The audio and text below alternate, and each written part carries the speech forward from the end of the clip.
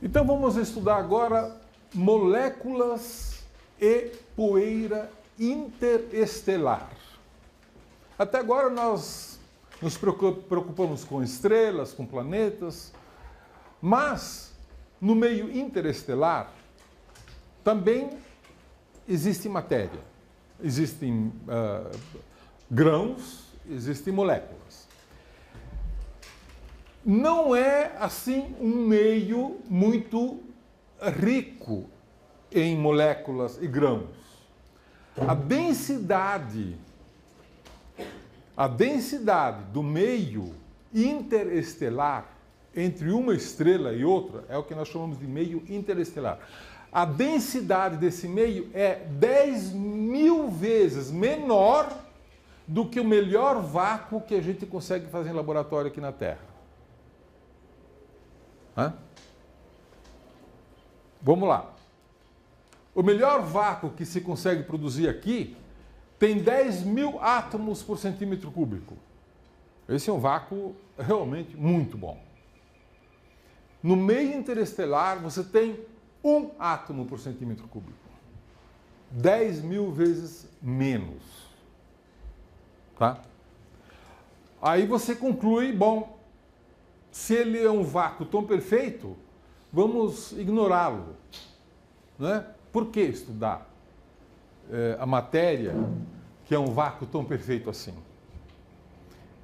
É relevante estudar porque as distâncias entre as estrelas são gigantescas. E mesmo com pouca matéria, você acumula uma grande quantidade quando você soma tudo. Né? Então, existem algumas razões de por que a gente estudar. Uma é porque numa galáxia como a Via Láctea, e basicamente todas as galáxias espirais, e mesmo as irregulares, né, tem quase tanto gás e grãos no meio entre as estrelas, quanto a soma de todas as estrelas. Então, é importante estudar por causa disso, porque é uma parte importante, é um ingrediente importante da galáxia. Né? Outra razão, é desta matéria que se formam as estrelas. Então, se você quiser entender como é que as estrelas se formam, por que as estrelas se formam, e principalmente onde as estrelas se formam, é melhor você estudar o meio interestelar, porque é lá. Tá certo? E, finalmente, quando as estrelas morrem, o que elas fazem? Jogam matéria para fora. Né? Jogam matéria, ou sob forma de nebulosa planetária, ou sob forma de resto de supernova. Jogam matéria para onde? Para o meio interestelar. Né? E essa matéria, nesse meio interestelar, vai se misturando com matéria ejetada por outras estrelas. Né? Depois de você ter 10.000, 100.000 estrelas mortas vagando por aí, começa a formar nuvens, se agregam e formam uma nova geração de estrelas. Então é muito importante a gente estudar esse gás, essa matéria que nós chamamos de interestelar, que fica entre uma estrela e outra. Tá? Bom, aqui nós temos o mapa mundi da Via Láctea, que é uma imagem que eu já mostrei diversas vezes para vocês, e certamente vocês vão ver muitas vezes ainda, porque ela é muito eloquente. Né? Você vê a estrutura da Via Láctea como uma região gosmenta no céu, brilhante, e aí você vê muitos defeitos aqui, que aparentemente alguém poderia concluir que é falta de luz de estrelas, né? Não.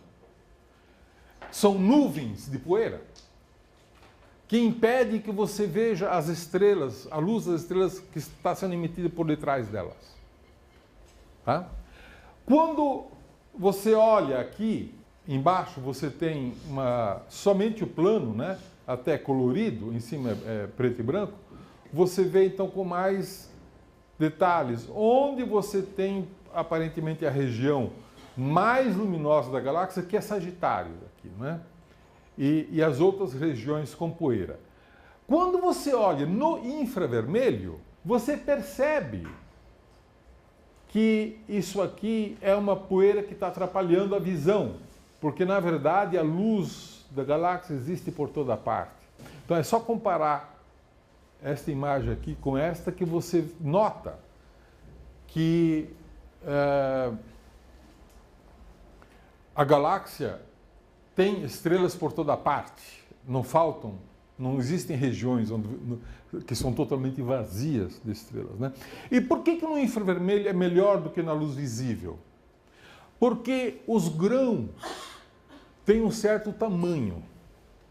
E o comprimento de onda da luz, se for do tamanho dos grãos, essa luz é espalhada. Se o comprimento de onda for maior do que os grãos, ela pode ignorar os grãos. Então, os grãos só atrapalham a visão para comprimentos de onda de luz no infravermelho. E quanto maior o comprimento de onda, menos ela atrapalha, porque o comprimento de onda torna-se maior do que as partículas. Tá?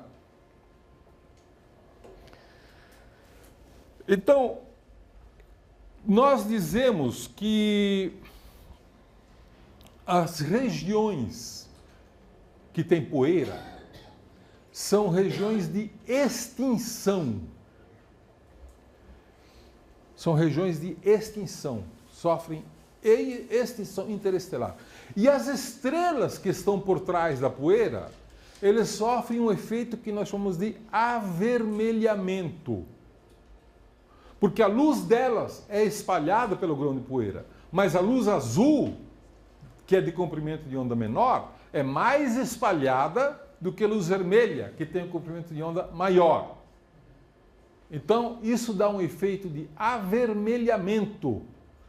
As estrelas parecem mais vermelhas, por extinção interestelar. Tá certo? Nós vamos estudar aqui só a luz interestelar, mas a poeira interestelar. Mas existe poeira também no sistema solar. Nós não vamos estudar isso agora, mas existe a poeira zodiacal, que produz a luz zodiacal, né? Existem os anéis em torno dos planetas, que também têm poeira. A poeira também foi importantíssima para formar planetas, estrelas e assim por diante, né? Qual é o tamanho desses grãos de poeira interestelar? Vamos ver. Um átomo tem tipicamente 0,1 nanômetro. Tá? Um nanômetro é uma dimensão 1 bilhão de vezes menor do que 1 metro. 1 bilhão de nanômetros dá 1 metro. Então, um átomo tem tipicamente 0,1 nanômetros. Uma molécula pequena tem tipicamente 1 nanômetro. E um grão de poeira interestelar tem tipicamente 100 nanômetros. 0,1 micron. É claro que nem todos os átomos têm o mesmo tamanho, nem todas as moléculas têm o mesmo tamanho e nem todos os grãos de poeira têm o mesmo tamanho. Existem tamanhos variáveis. Estamos falando aqui de um tamanho típico, 100 nanômetros. Tá certo?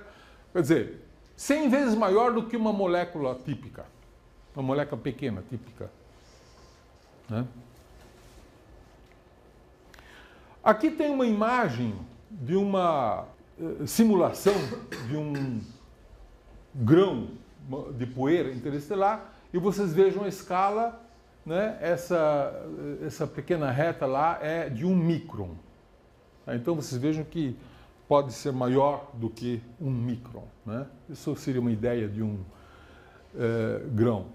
E a estrutura do grão de poeira, imagina-se que possa ter, no núcleo de um grão de poeira, possa ter ferro.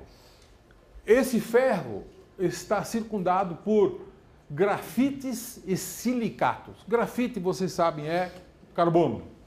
E silicatos são compostos de silício e oxigênio, os dois átomos. né, formam silicatos. Né?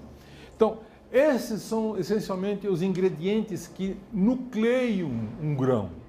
Mas em torno disso você tem elementos, moléculas, que se congelam e se agregam à superfície. Por exemplo, água. Mas não só água, vários outros elementos, como por exemplo, CO2, NH2, né, podem se agregar na superfície.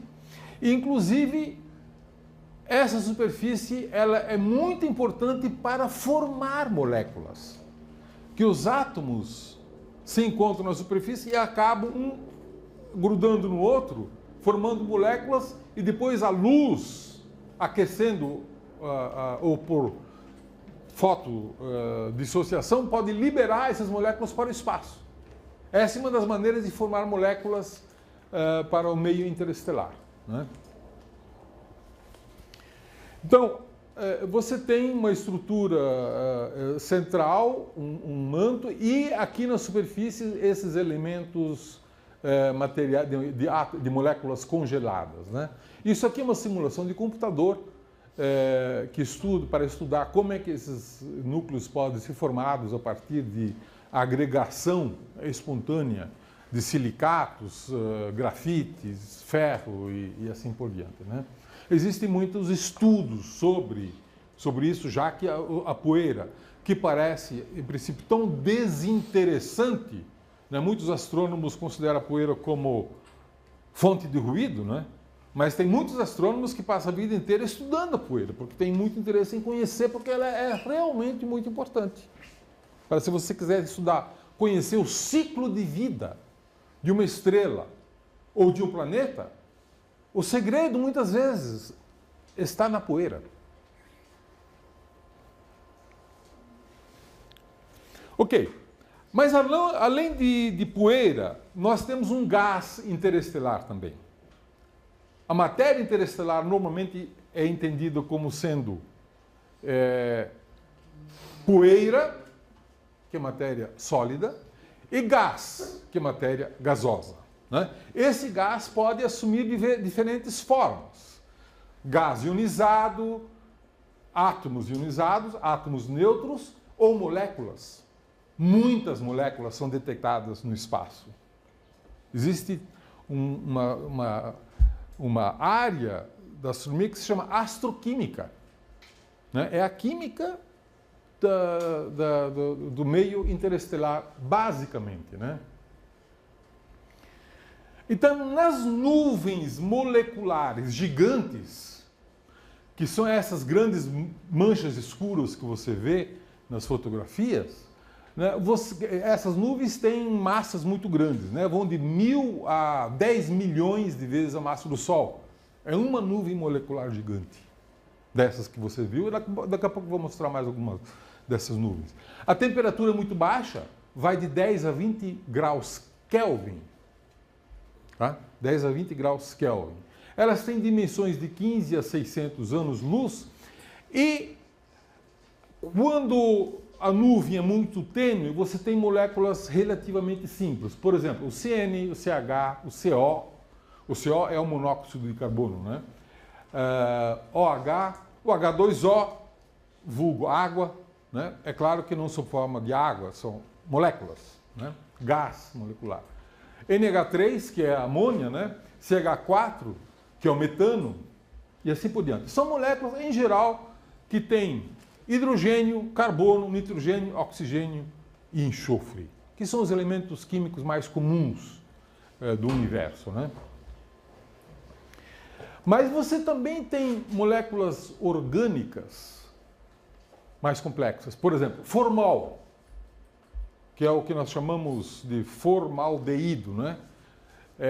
Vinagre, que é o ácido acético, açúcar, que é o glicolaldeído. Então você veja que o meio interestelar tem um gosto interessante, vai desde o vinagre até o açúcar, né? O doce e o azedo estão presentes no meio interestelar. Né? Nas nuvens frias, muito densas, nas partes mais densas, a densidade pode ser muito maior, né? Nessas grandes... Você tem ainda o cianoetileno, o acetolaldeído, que são ingredientes importantes para formar os aminoácidos. E os aminoácidos são os elementos que estruturam as proteínas, né? Que são importantes para a vida. Tá? Ninguém está dizendo que no meio interestelar você pode produzir vida, né? Na verdade, nós não acreditamos que isso possa ser possível. A única maneira que a gente sabe que existe vida é onde tem água em estado líquido. Eu digo água em estado líquido porque é óbvio que a água é líquida, né? Mas nós temos muitas situações que você tem H2O, mas não em estado líquido. E mesmo que hajam elementos orgânicos, moléculas orgânicas complexas, mostra que a química dessas regiões é muito interessante, porque sugere que a formação de moléculas cada vez mais complexas, num contexto interestelar, é possível. Tá? E, eventualmente, no contexto planetário, isso seja potencializado.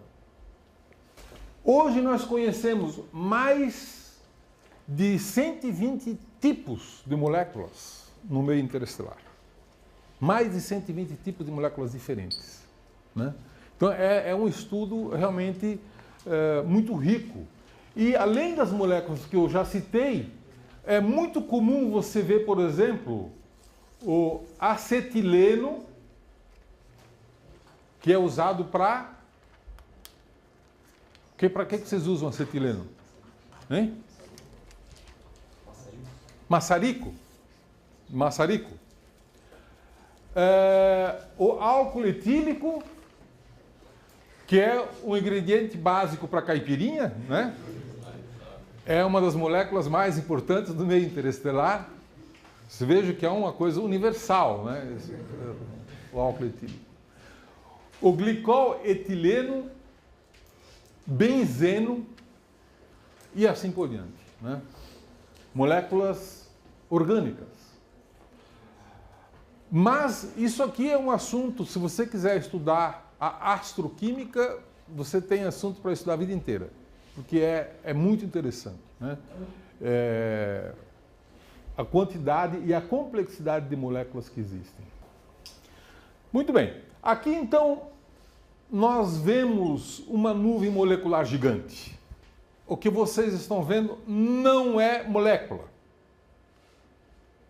O que vocês estão vendo também não é poeira. Vocês estão vendo é o efeito da poeira. Né?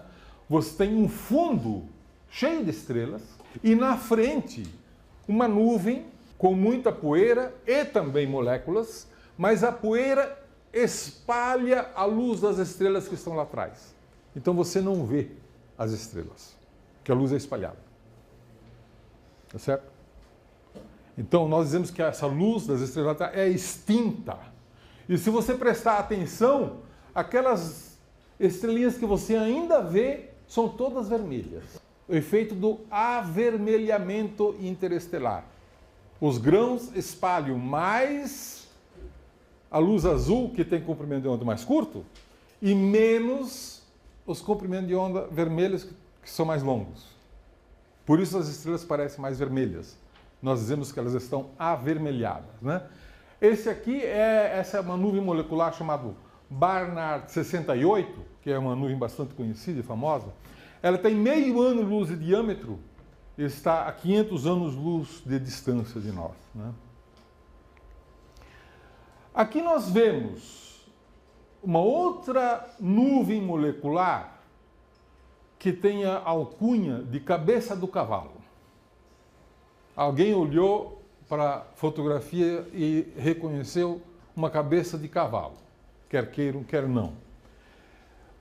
E aí você vê de uma maneira muito interessante a presença de uma nuvem molecular gigante. O que é a nuvem molecular gigante? Ela ofusca o que está atrás. Atrás você tem nebulosas que emitem luz avermelhada, azulada, e na frente você tem essa nuvem molecular gigante cheia de poeira, que simplesmente não deixa você ver o que está atrás dela, né? Agora vocês vejam uma coisa interessante. Esta mesma nuvem molecular que ofusca no visível, você vê qualquer coisa? Se você olhar no infravermelho, você espera ver o quê? A poeira espalha luz visível, mas ela emite luz no infravermelho. Porque ela tem também uma certa temperatura. E todo objeto emite alguma radiação. As moléculas, essas moléculas todas que nós vimos, elas não emitem luz na faixa óptica, mas elas emitem linhas moleculares no infravermelho e em rádio. Então, se você tirar uma fotografia no infravermelho, você vê o quê? A emissão da nuvem molecular. Hã? Você vê as estrelas aqui de trás, mas você vê a emissão da própria nuvem. A emissão de moléculas e a emissão da poeira. Tá? É a nebulosa em emissão agora. Para isso você tem que tirar uma fotografia no infravermelho. E essas duas foram tiradas pelo telescópio espacial Hubble. No óptico, essa à esquerda embaixo, e no infravermelho, à direita em cima. Então, essa é a cabeça do cavalo em duas versões, né? Versão extinção e versão emissão. Tá? Aqui tem uma outra nuvem molecular que fica na nebulosa da Carina, que também foi tirado pelo telescópio espacial. E aqui, IC 1396, uma nebulosa que tem o sugestivo nome de a tromba do elefante.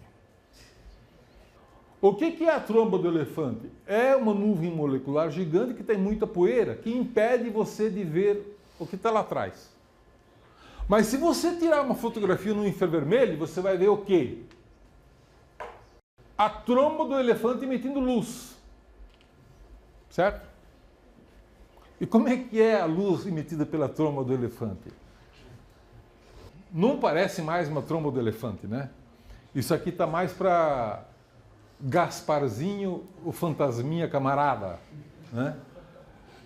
Dependendo de como você olha para a natureza, a impressão que você tem pode ser bastante diferente, né? Numa hora pode parecer tromba do elefante, noutra hora um fantasminha. É a emissão. Isso é uma nuvem molecular gigante, emitindo poeira, a luz da poeira, e a luz das linhas moleculares, né? Essa aqui foi tirada por uma nave chamada Spitzer, que era um telescópio de infravermelho, né, que fotografou muitos desses objetos no infravermelho. Aqui eu mostro para vocês a nuvem molecular Barnard 86 do lado de NGC 6520, que é um aglomerado globular, um aglomerado aberto, jovem, muito jovem. Então vocês vejam que aqui é uma região de muita formação estelar, só que aqui essa nuvem foi mais rápida do que essa, né? Essa foi mais precoce, formou estrelas antes do que a nuvem. Essa certamente está formando estrelas ou vai formar estrelas no futuro próximo. Mas são duas nuvens em tempos diferentes, uma do lado da outra. Uma formou estrelas e a outra ainda não formou. E, finalmente, algumas dessas nuvens também se fragmentam em pedaços maiores e menores. E é muito comum você ter nuvenzinhas muito pequenas, que são chamadas de glóbulos de Bock. Glóbulos de Bock. Bock foi o sujeito que descobriu essas nuvens, né? E se imagina, essas nuvens têm massa muito pequena, uma massa de 2 a 50 vezes a massa do Sol, Imagino que eventualmente elas possam formar estrelas, mas hoje nós sabemos que muitas delas, na verdade, são estrelas, só que a gente não vê no óptico porque tem muita poeira, né? Mas são estrelas que estão lá. Se você observar no infravermelho, você enxerga, né? Mas muitas delas ainda não são, eventualmente não vão se tornar, porque a massa é muito pequena, né? São muito pouca massa para se formar muitas estrelas. São fragmentos de nuvens moleculares, né? E que, ao mesmo tempo que já formam estrelas, já produzem uma nebulosa ionizada, tem alguns núcleos, talvez por serem muito densos, não estão sendo ionizados na mesma proporção e formam, então, uns pequenos glóbulos, chamados glóbulos de Boca.